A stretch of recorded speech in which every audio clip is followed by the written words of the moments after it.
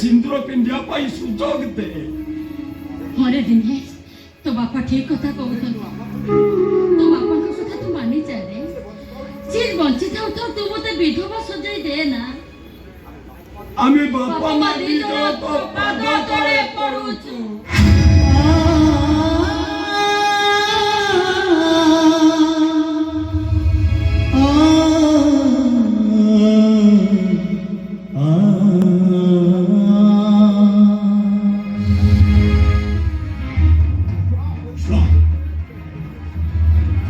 ମୁଁ 50 ଲକ୍ଷ ଟଙ୍କା ଯୋଗାଡ଼ କରିବା ଯାଏଁ ତମେ ଠିକ ଏମିତି ମରି ଅବସ୍ଥା ରହିବ ଯେମିତି କେହି ବି ସୁରାଗ ନ ପାଆନ୍ତି।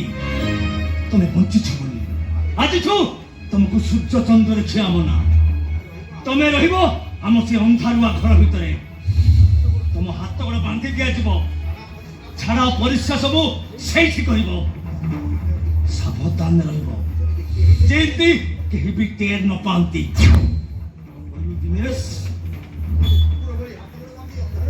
ତୁ ମତେ କୁକୁର ଭଳି ହାତ ଗୋଡ଼ ବାନ୍ଧି ଅନ୍ଧାରୁଆ ଘରେ ରଖିବୁ।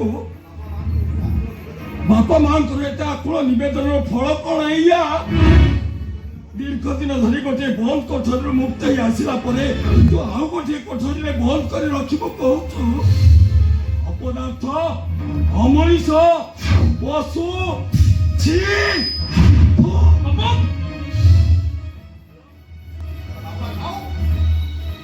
ଅପଦାର୍ଥ, ଅମଣିଷ, ପଶୁ, ଛି! ସେ ବାପା ଡାକଟା ମୋ ଛାତିରେ ଛୁରୀ ଭୁସିଲା ଭଳି ଲାଗୁଛି।